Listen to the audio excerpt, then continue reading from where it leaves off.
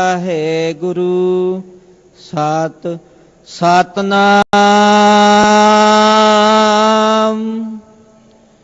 ਸ੍ਰੀ ਵਾਹਿਗੁਰੂ ਸਾਹਿਬ ਜੀ।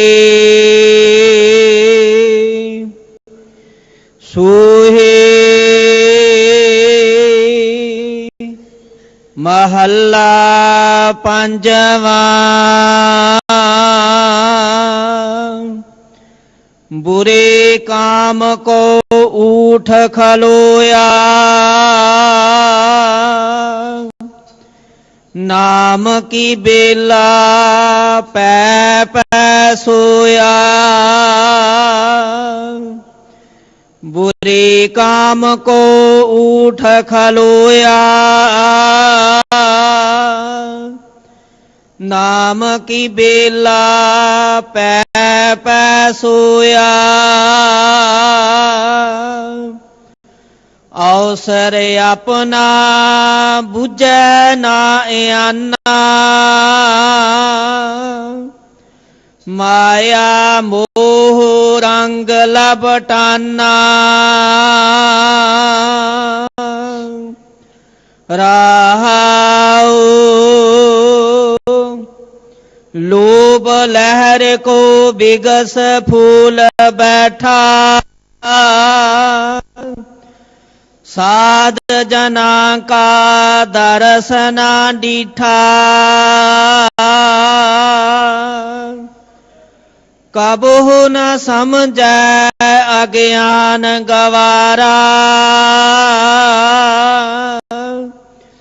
बहुर बहुर लपट्यो जंजारा।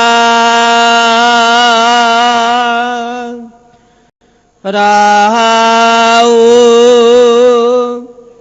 बिखै नाद करन सुन पीना, हर जस सुनत आलस मन कीना। दृष्ट नाही रे पेखत अंधे, छोड़ जाहे झूठे सब धंधे। रहाओ कहो नानक प्रभ बगश करीजै, कर कृपा मोहि साध संग दीजै।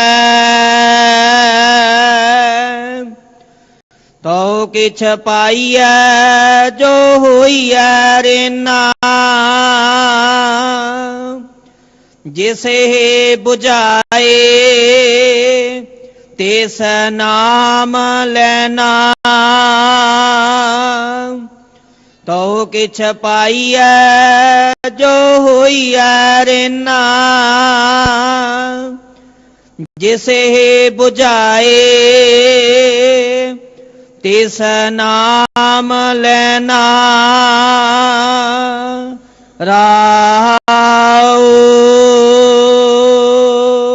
वाहिगुरु जी का खालसा वाहिगुरु जी की फतेह। गुरु रूप गुरु की साजी नवाजी, गुरु स्वरूप गुरु खालसा सत संगत जी, शहीदां दे सरताज, दीन दुनिया दे मालक सतगुरु पंचम पातशाह महाराज जी ने अज दे पावन पवित्र फरमान विच दो पक्षां नूं विस्तार सहित बयान किया है।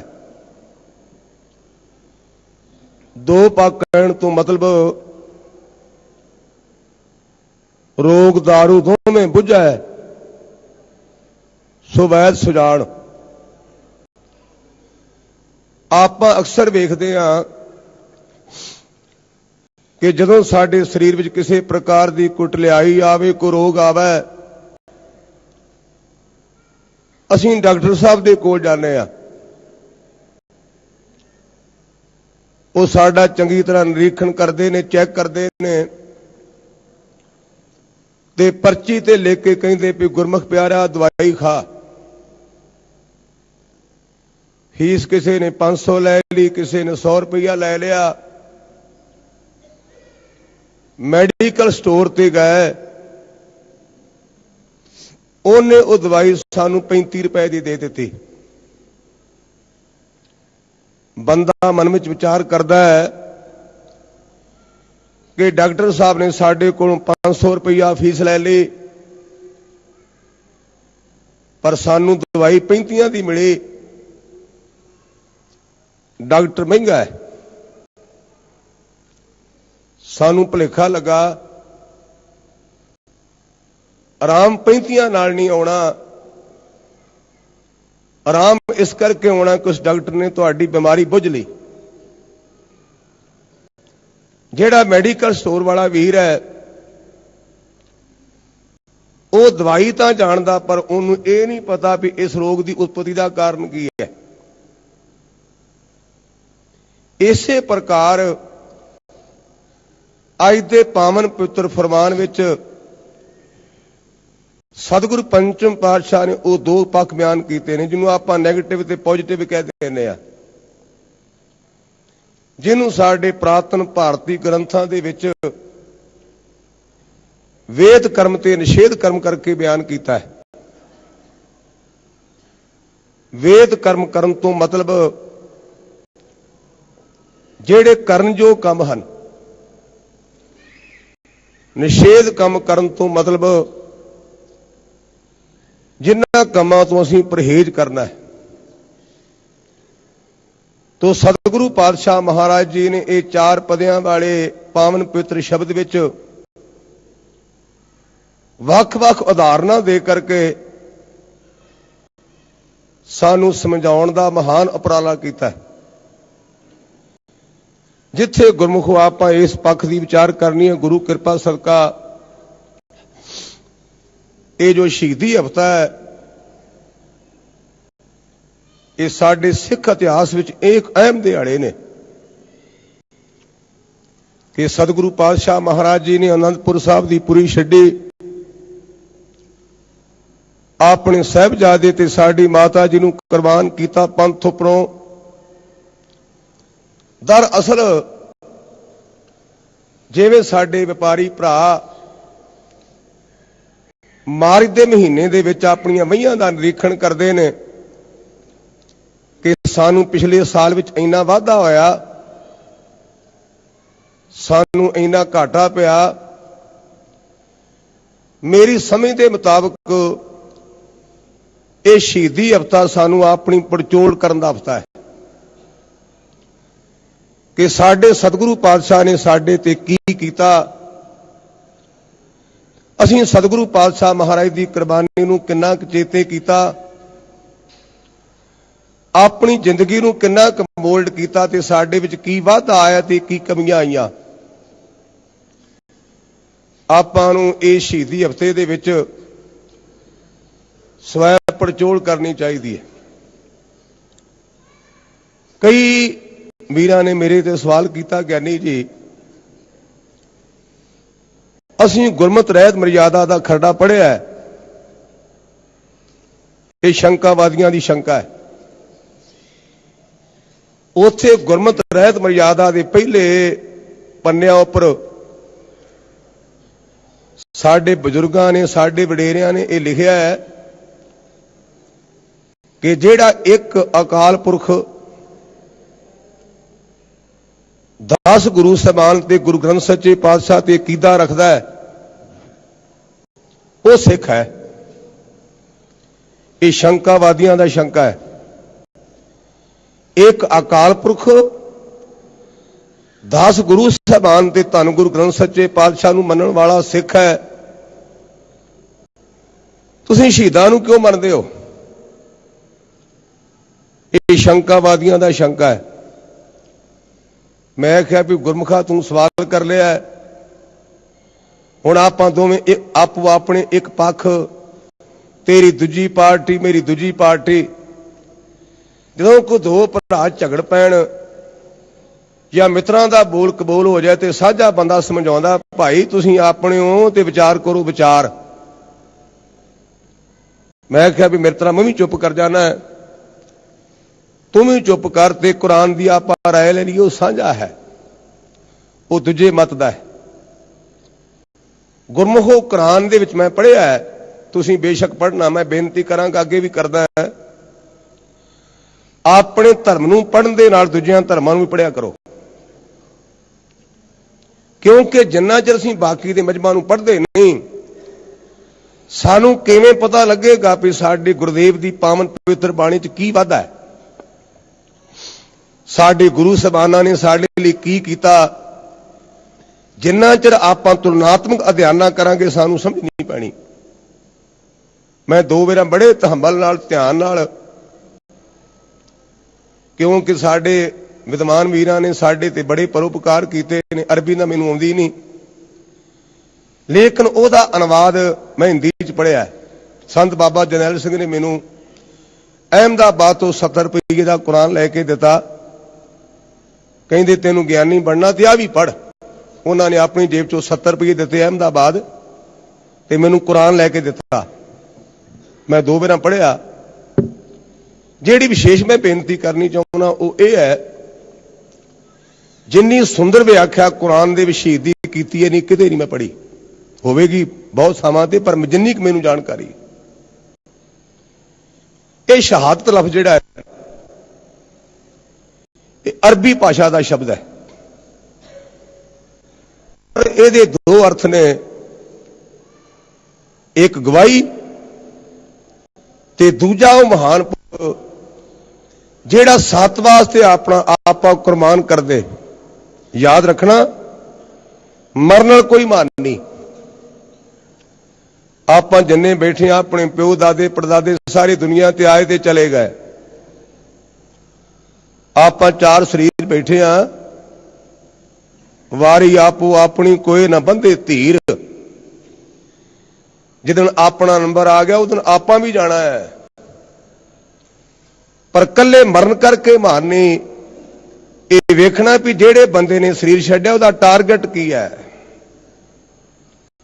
ਉਹਦਾ ਨਿਸ਼ਾਨਾ ਕੀ। ਆਪਾਂ ਬਾਬਾ ਦੀਪ ਸਿੰਘ ਨੂੰ ਸ਼੍ਰੋਮਣੀ ਸ਼ਹੀਦ ਕਹਿੰਦੇ ਆ, ਕਿਉਂ ਕਹਿੰਦੇ ਆ? ਦੁਨਿਆਵੀ ਕੋਈ ਲਾਲਚ ਨਹੀਂ। ਬਾਬੇ ਦੀਪ ਸਿੰਘ ਦੀ ਮਨ ਦੀ ਸੋਚ ਹੈ, ਗੁਰੂ ਰਾਮਦਾਸ ਪਾਤਸ਼ਾਹ ਮੈਂ ਚਾਹੁੰਦਾ ਮੇਰਾ ਤਨ ਤੈਥੋਂ ਕੁਰਬਾਨ ਹੋ ਜਾਏ, ਪਰ ਤੇਰੇ ਪਾਵਨ ਪਵਿੱਤਰ ਦਰਬਾਰ ਦੀ ਕੋਈ ਬਦਬੀ ਨਾ ਕਰੇ। ਨਿਸ਼ਾਨਾ ਇਹ ਹੈ। ਇਸੇ ਤਰ੍ਹਾਂ ਗੁਰਮੁਖ ਪਿਆਰਿਓ, ਇਹ ਸ਼ਹਾਦਤ ਲਫ਼ਜ਼ ਤਕਰੀਬਨ 35 ਵਾਰ ਕੁਰਾਨ ਵਿੱਚ ਆਇਆ, 35 ਵਾਰ। ਤੇ ਉੱਥੇ ਲਿਖਿਆ ਹੈ ਕਿ ਜਦੋਂ ਕੋਈ ਮਹਾਨ ਪੁਰਸ਼ ਸੱਤ ਲਈ, ਨੇਕੀ ਲਈ, ਭਲਾਈ ਲਈ ਆਪਣਾ ਆਪਾ ਕੁਰਬਾਨ ਕਰਦੇ, ਉਹਨੂੰ ਸ਼ਹਾਦਤ ਕਹਿੰਦੇ ਨੇ, ਉਹਨੂੰ ਸ਼ਹੀਦ ਕਹਿੰਦੇ ਨੇ। ਔਰ ਆਪਣੇ ਸਮਾਜ ਦੀ ਰਵਾਇਤ ਮੁਤਾਬਕ ਕੋਈ ਵੀਰ, ਕੋਈ ਭੈਣ, ਕੋਈ ਬੱਚਾ, ਕੋਈ ਬਜ਼ੁਰਗ ਸਰੀਰ ਛੱਡ ਜਾਏ ਤੇ ਆਪਾਂ 2 ਕਰਮ ਕਰਦੇ ਨੇ। ਇੱਕ ਉਹਦਾ ਇਸ਼ਨਾਨ ਕਰਾਇਆ ਜਾਂਦਾ ਤੇ ਦੂਜਾ ਉਹਦੇ ਤੇ ਕਫਨ ਪਾਇਆ ਜਾਂਦਾ ਹੈ। ਭਾਵੇਂ ਕੋਈ ਗਰੀਬ ਹੈ, ਭਾਵੇਂ ਕੋਈ ਅਮੀਰ ਹੈ, ਇਹ ਨਿਯਮ ਨੇ। ਲੇਕਿਨ ਉੱਥੇ ਇੰਨਾ ਵਿਸਤਾਰ ਤੇ ਸੁੰਦਰ ਲਿਖਿਆ ਹੈ ਕਿ ਜਿਹੜਾ ਸ਼ਹੀਦ ਹੋ ਗਿਆ ਨਾ, ਭਾਵੇਂ ਉਹਨੂੰ ਇਸ਼ਨਾਨ ਨਾ ਕਰਾਏ, ਭਾਵੇਂ ਉਹਦੇ ਤੇ ਕਫਨ ਨਾ ਪਾਏ, ਇਸ਼ਨਾਨ ਤੇ ਕਫਨ ਨੂੰ ਮਨਾ ਨਹੀਂ ਕੀਤਾ, ਲੇਕਿਨ ਉਹ ਪਾਕ ਕੁਰਾਨ ਵਿੱਚ ਲਿਖਿਆ ਵੀ ਕਿਸੇ ਕਾਰਨ ਕਰਕੇ, ਜਿਵੇਂ ਚਮਕੌਰ ਦੇ ਸ਼ਹੀਦਾਂ ਦਾ ਸੰਸਕਾਰ ਕਿਹਨੇ ਇਸ਼ਨਾਨ ਕਰਾਇਆ? ਮੇਰੀਆਂ ਸਤਿਕਾਰਯੋਗ ਭੈਣਾਂ ਬੀਬੀਆਂ ਬੈਠੀਆਂ ਨੇ, ਮੇਰੀਓ ਭੈਣੋਂ ਤੇ ਧੀਓ, ਕਿਤੇ ਆਪਣੀ ਉਸ ਪੂਜਨੀਕ ਬੀਬੀ ਸ਼ਰਨ ਕੌਰ ਨੂੰ ਚੇਤੇ ਕਰਿਆ ਕਰੋ। ਉਸ ਬੀਬੀ ਨੇ 30 ਸ਼ਹੀਦਾਂ ਦਾ ਸਰੀਰ ਇਕੱਠਾ ਕੀਤਾ, ਔਰ ਉਹਨਾਂ 30 ਸ਼ਹੀਦਾਂ ਦੇ ਵਿੱਚ ਉਸ ਬੀਬੀ ਸ਼ਰਨ ਕੌਰ ਦਾ ਸਤਿਕਾਰਯੋਗ ਪਤੀ ਸਰਦਾਰ ਪ੍ਰੀਤਮ ਸਿੰਘ ਵੀ ਹੈ। ਆਪਾਂ ਤਾਂ ਦੁੱਖ ਪੈਂਦਾ ਤੇ ਭੱਜ ਜਾਂਦੇ ਆ, ਸੁੱਖ ਮੈਂ ਆਣ ਬਹੁਤ ਮਿਲ ਬੈਠ रहत चौं दिस घेरे, बिपत परी सब ही संग शारत, को न आवत नेरे। ਉਹ ਸਤਿਕਾਰਯੋਗ ਬੀਬੀ ਸ਼ਰਨ ਕੌਰ ਦੇ ਅੰਦਰ ਇੱਕੋ ਪੰਕਤੀ ਵਾਰ-ਵਾਰ ਘੁੰਮਦੀ ਹੈ। ਮੈਂ ਧੰਨ ਗੁਰੂ ਗ੍ਰੰਥ ਸੱਚੇ ਪਾਤਸ਼ਾਹ ਦੀ ਹਜ਼ੂਰੀ ਵਿੱਚ ਜਦੋਂ ਆਨੰਦ ਕਾਰਜ ਮੇਰਾ ਹੋਇਆ ਤੇ ਨਾਲ ਰਾਗੀ ਸਿੰਘ ਪੰਕਤੀਆਂ ਪੜ੍ਹਦੇ ਸਨ ਤੇ ਨਾਲੇ ਮੈਂ ਮੂੰਹ 'ਚ ਪੜ੍ਹਦੀ ਸਾਂ, ਸਭੇ ਸਾਗ ਕੁੜਾਵੇ ਡਿਠੇ ਤੋ ਪੱਲੇ ਤੈਣੇ ਲੱਗੀ। ਬਾਜਾਂ ਵਾਲਿਆ ਜੇ ਇਹ ਪ੍ਰਣ ਲਿਆ ਤੇ ਤੋੜ ਨਿਭ ਜਾਏ। ਉਹ ਸਾਡੀ ਸਤਿਕਾਰਯੋਗ ਬੀਬੀ ਸ਼ਰਨ ਕੌਰ ਨੇ 30 ਸਿੰਘਾਂ ਦਾ ਸਰੀਰ ਇਕੱਠਾ ਕੀਤਾ। ਉਹਦੇ ਵਿੱਚ ਉਹਦਾ ਸਤਿਕਾਰਯੋਗ ਪਤੀ ਸਰਦਾਰ ਪ੍ਰੀਤਮ ਸਿੰਘ ਵੀ ਹੈ। ਹੁਣ ਤਾਂ ਸਾਡੇ ਕੋਲ ਪਰਸ ਨੇ, ਸ੍ਰੀ ਸਾਹਿਬਾਂ ਅਸੀਂ ਸਮਝਦੇ ਰਸਮੀ ਤੌਰ ਤੇ ਕਈਆਂ ਨੇ 2 ਇੰਚ ਕਿਰਪਾਨ ਪਾਈ ਹੈ, 2 ਇੰਚ, ਕਈਆਂ ਨੇ ਕੰਘੇ ਟੰਗੀ ਹੈ। ਭਲੇ ਉਹ ਕਿਰਪਾਨ ਲੋਕਾਂ ਨੂੰ ਵਿਖਾਉਣ ਲਈ ਨਹੀਂ, ਇਹ ਸ਼ਾਸਤਰ ਹੈ। ਤੇ ਦਸਮ ਪਾਤਸ਼ਾਹ ਦਾ ਇਥੋਂ ਤੱਕ ਕਿਹਾ ਹੈ, ਜਿੱਤੇ ਸ਼ਾਸਤਰ ਨਾਮੰ ਨਮਸਕਾਰ ਤਾਮੰ। ਜਿੰਨੇ ਵੀ ਸ਼ਾਸਤਰ ਨੇ ਮੈਂ ਸਤਿਕਾਰ ਕਰਦਾ, ਨਮਸਕਾਰ ਕਰਦਾ ਹਾਂ। ਉਸ ਬੀਬੀ ਦੇ ਗਾਤਰੇ ਕਿਰਪਾਨ ਸੀ, 5 ਕਕਾਰਾਂ ਦੀ ਉਹ ਧਾਰਨੀ ਸੀ। ਮਸਾਲਤੀ ਤੇ ਜਾ ਕੇ ਗੁੱਟ ਤੇ ਵਾਰ ਕੀਤਾ ਤੇ ਉਹਦੀ ਮਿਸਾਲ ਖੋਹ ਕੇ ਤੇ ਬੀਬੀ ਅੱਗੇ ਲੱਗ ਗਈ, ਕਿਉਂਕਿ ਆਖਰਕਾਰ ਚੰਡਾ ਲਾਉਣਾ ਹੈ, ਸੰਸਕਾਰ ਕਰਨ ਲਈ ਅੱਗ ਵੀ ਚਾਹੀਦੀ ਹੈ। ਕਿੰਨੀ ਦਲੇਰੀ ਤੇ ਜੁਰਤ ਹੋਵੇਗੀ ਉਸ ਬੀਬੀ ਦੇ ਅੰਦਰ। ਮਸਾਲਚੀ ਦਾ ਗੁੱਟ ਵੱਢ ਕੇ ਮਸਾਲ ਖੋਹ ਕਰਕੇ ਤੇ ਉੱਥੇ ਬੀਬੀ ਆਈ ਤੇ 30 ਸਿੰਘਾਂ ਦੇ ਸਰੀਰ ਨੂੰ ਸੰਸਕਾਰ ਕਰਨ ਲਈ ਬਾਲਣ ਕਿੰਨਾ ਚਾਹੀਦਾ ਹੈ? ਬਾਲਣ, ਸਾਰਾ ਬਾਲਣ ਵੀ ਇਕੱਠਾ ਕੀਤਾ। ਨਾਲੇ ਉਹ ਸਾਡੀ ਸਤਿਕਾਰਯੋਗ ਭੈਣ ਸੁਲ੍ਹ ਦਾ ਪਾਠ ਕਰਦੀ ਹੈ ਤੇ ਨਾਲੇ ਪ੍ਰਕਰਮਾ ਕਰਦੀ ਹੈ ਸ਼ਹੀਦਾਂ ਦੀਆਂ। ਤੁਰਕਾਂ ਨੇ ਵੇਖਿਆ, ਪਹਿਲਾਂ ਤਾਂ ਸ਼ੱਕ ਪਿਆ, ਬੀਬੀ ਨੇ ਜੁਗਤੀ ਵਰਤੀ ਪਿਆ, ਆਪਣੇ ਕੇਸ ਖਿਲਾਰ ਲਏ, ਫੈਸ਼ਨ ਲਈ ਨਹੀਂ, ਤਾਂ ਕਿ ਦੁਸ਼ਮਣ ਨੂੰ ਭੁਲੇਖਾ ਪਾਇਆ ਜਾ ਸਕੇ। ਹੁਣ ਤਾਂ ਸਾਡੀਆਂ ਧੀਆਂ ਭੈਣਾਂ ਸਿਰ ਨੰਗਾ ਕਰੇ ਘੁੰਮਦੀਆਂ ਨੇ। ਸਿਰ ਨੰਗਾ ਕਰਕੇ ਮੈਨੂੰ ਬੜਾ ਦੁੱਖ ਹੁੰਦਾ। ਕਿਉਂ?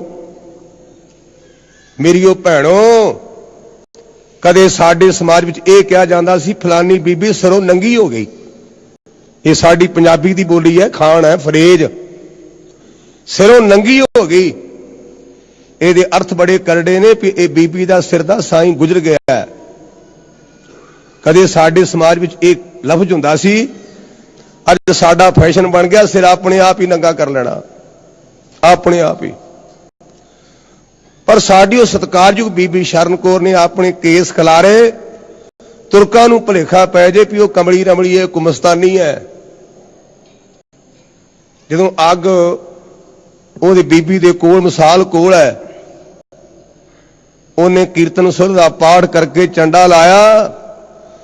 ਤੁਰਕਾਂ ਨੂੰ ਪਤਾ ਚੱਲਿਆ ਵੀ ਇਹ ਕੋਈ ਸਿੱਖ ਬੀਬੀ ਹੈ, ਕਲਗੀਧਰ ਪਾਤਸ਼ਾਹ ਤੇ ਅਕੀਦਾ ਰੱਖਣ ਵਾਲੀ। ਜਿੱਥੇ ਆਪਾਂ ਉਹਨਾਂ ਚਮਕੌਰ ਦੇ ਸ਼ਹੀਦਾਂ ਨੂੰ ਯਾਦ ਕਰਦੇ ਆ, ਉੱਥੇ ਇਸ ਬੀਬੀ ਦੇ ਅੱਗੇ ਸਿਰ ਵੀ ਝੁਕਦਾ ਹੈ।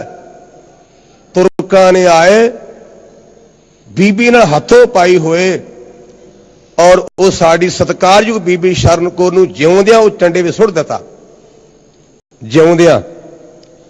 ਤੇ ਫਿਰ ਉਸ ਬੀਬੀ ਦੇ ਅੱਗੇ ਸਿਰ ਝੁਕਦਾ ਹੈ।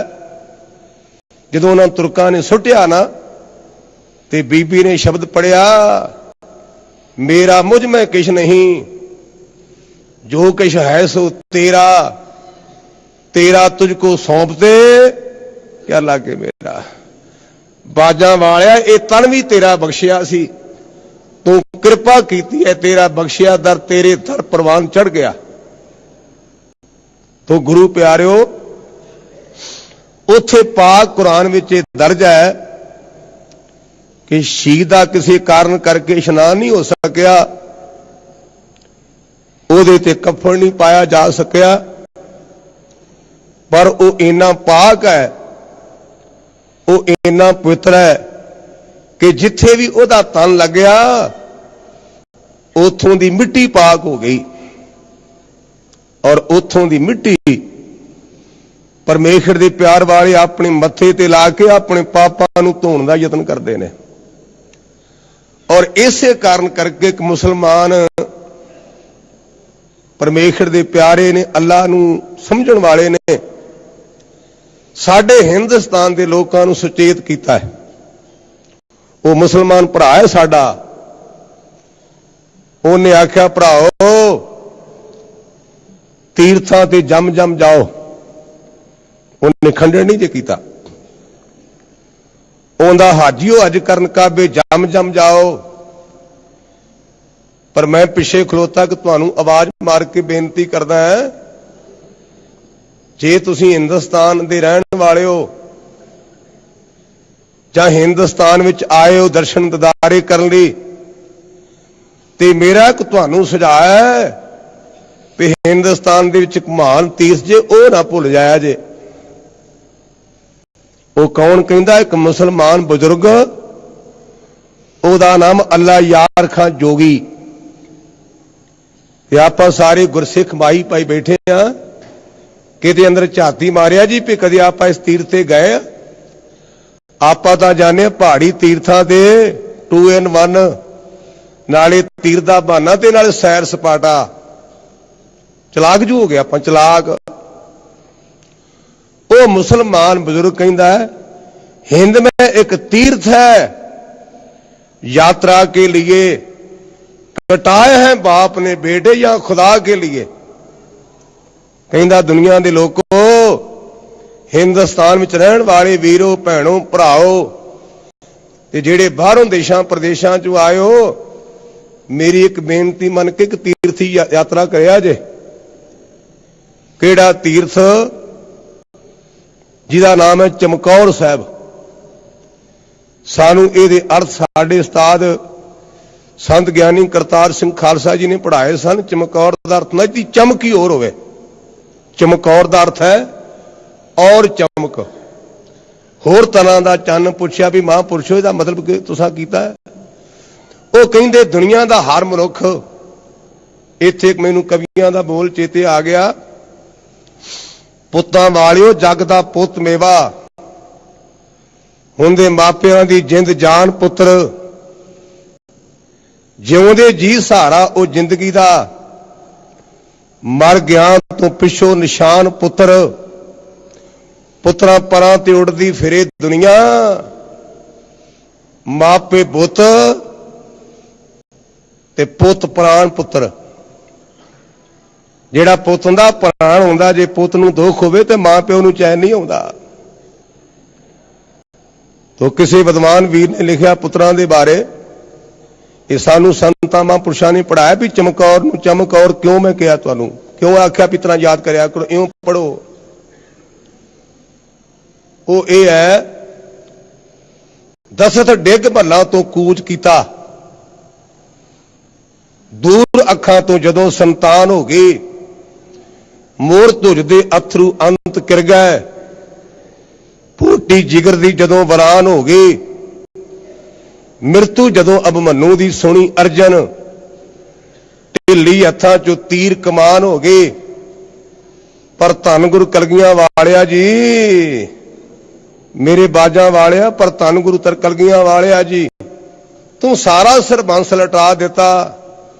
मां किसे पासे, बापू किसे पासे, छोटे लाला नूं नीं चढ़ा दिता। साडी मंजी साहब की पहला मर्यादा सी, क्योंकि मैनूं 29 साल हो गए ने इत्थे कथा करदिआं नूं। ज्ञानी दलीप सिंह जो पहला इत्थे महान विद्वान सन, उन्हां दस्सिया भी सिंघा जिवें जिवें शहीदी हफ्ता चलदा नाल नाल एक कथा भी करिया करनी, तेरी ड्यूटी है। तो आपां कल एक विचार कीती सी कि कलगीधर पातशाह महाराज ने सरसा नदी के कंढे ते आसा दी वार दा कीर्तन कीता। उपरंत अगे चले, जिहड़ा चमकौर साहब नगर है ना, इत्थे कलगीधर पहला भी आए ने।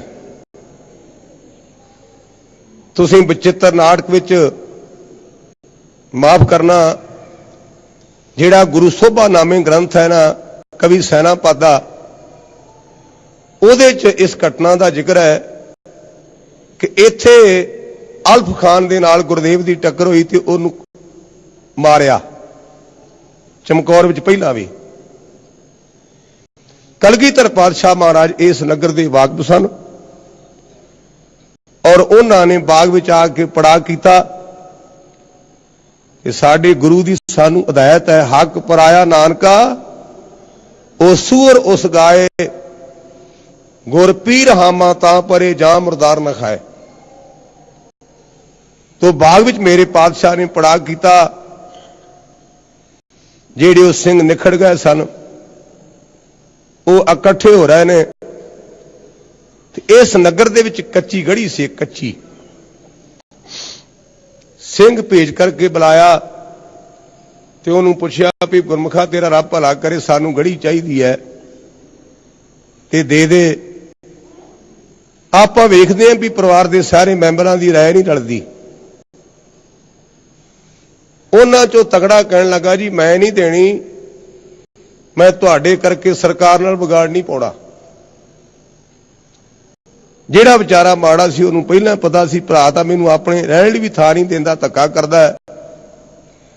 ਉਹਨੇ ਆਖਿਆ ਪਾਤਸ਼ਾਹ ਮੈਂ ਤਾਂ ਜ਼ਰੂਰਤਮੰਦ ਆ, ਲੋੜਵੰਦ ਆ, ਮੈਨੂੰ ਤੂੰ 4 ਪੈਸੇ ਦੇ ਦਿਓ ਤੇ ਮੇਰੇ ਵੱਲੋਂ ਤੁਹਾਨੂੰ ਬੇਨਤੀ ਵੀ ਤੁਸੀਂ ਮੇਰੇ ਘਰ ਥਾਣੀ ਪ੍ਰਵੇਸ਼ ਕਰ ਸਕਦੇ ਹੋ, ਇੱਥੇ ਆਪਣਾ ਕਬਜ਼ਾ ਕਰ ਸਕਦੇ ਹੋ, ਮੁਕਾਬਲਾ ਕਰ ਲਓ ਤੁਸੀਂ। ਉੱਥੇ ਗੁਰਦੇਵ ਨੇ ਉਹ ਗਰੀਬ ਜਿਹੜਾ ਉਹਨਾਂ ਚੋਂ ਮਾੜਾ ਸੀ ਉਹਨੂੰ ਮਾਇਆ ਦਿੱਤੀ